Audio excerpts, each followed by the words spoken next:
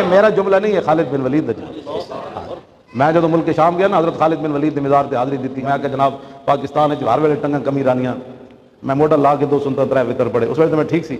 تے میں عرض کی تھی، میں کہ جی ایڈے وڈے شہنشاہ وہ خالد بن ولید۔ حضرت عمر فرماندے سن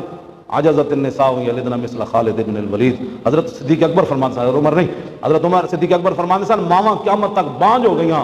خالد یا پتر ان کسے ماں نے نہیں جمع، اے ماما بانج ہو گئی۔ ہاں جی، میں جب موڈا لا کے پڑھیا بعد میں عرض کی تھی، میں کہ جی ایڈے دلیر ہو تے سخیاں دے مال وچ کمینیاں دا حصہ ہوندا ہے،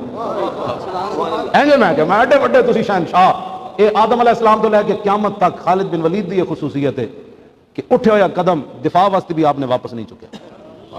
لوگ دفاع واسطے واپس آ جانے حالات کا تقاضے، لیکن خالد بن ولید واحدن کہ جنہ دا اٹھے ہویا قدم کبھی واپس نہیں آیا۔ ہاں جی، اے خالد بن ولید نو حضور نے فرمایا خالد سیف من سیوف اللہ، فرمایا اللہ دیاں تلواراں وچوں تلوار ہے۔ سبحان اللہ۔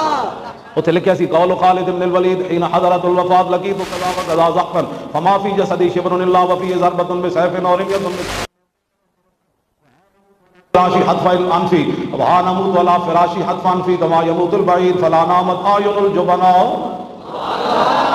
میں بڑی بڑی جنگاں میں حاضر ہویا، میرے جسم تے ایک بالش جگہ نہیں بچی جتھے تلوار تے تیر تے نیزہ نہ لگیا ہوئے، تے فرمایا میں ہن بستر تے مر جاواں گا، میں اس موت نو لکھاں دے مجمع تلاش کیتا، ادو تے نظر نہ آئی، خالد نو کمزور سمجھ کے آ گئی، تے آخر تے آپ نے فرمایا فلا نامت اعین الجبناء، شالا بوز دلاں کدی نہیں نہ، شالا بوز دلاں بس اتنی بات۔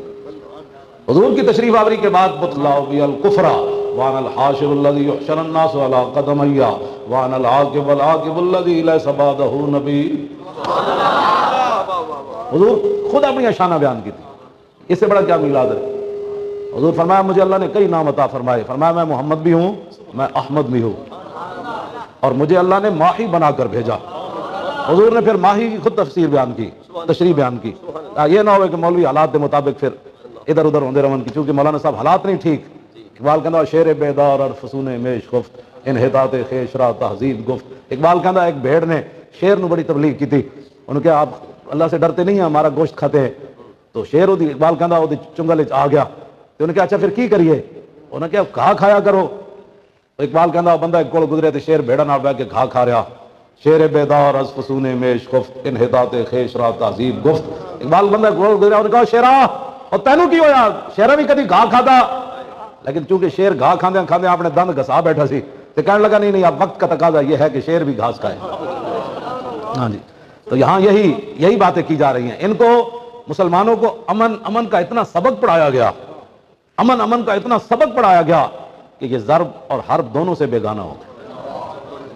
دونوں سے بیگانہ ہو گئے۔ خوف ہے، لبیک والے سیاسی نہیں ہوئے۔ اصل بات یہ ہے کہ لبیک والے حضور کی وہ سیرت بیان کرتے ہیں کہ حضور نے خود ربیع الاول شریف کے اندر، حضور خود 2 جہاد کے اندر خود تشریف لے گئے، غزوہ بنی لحیان میں بھی تشریف لے گئے اور ذی قرد میں بھی تشریف لے گئے۔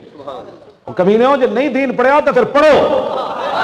خود بدلتے نہیں، توجہ، خود بدلتے نہیں، قرآن کو بدل دیتے ہیں، وہ کس درجہ بے توفیق فقیہان حرم۔ اقبال کہتا ہے یہ کس کی جرت کے مسلمان کو ٹوکے، حریت افکار کی نعمت ہے خدا داد، چاہے تو کرے کعبے کو آتش کدہ پارس، چاہے تو کرے اس میں فرنگی صنم آباد، کہتا ہے مملکت ہند میں یہ طرفہ تماشا کہ اسلام ہے محبوس کہ مسلمان ہے آزاد۔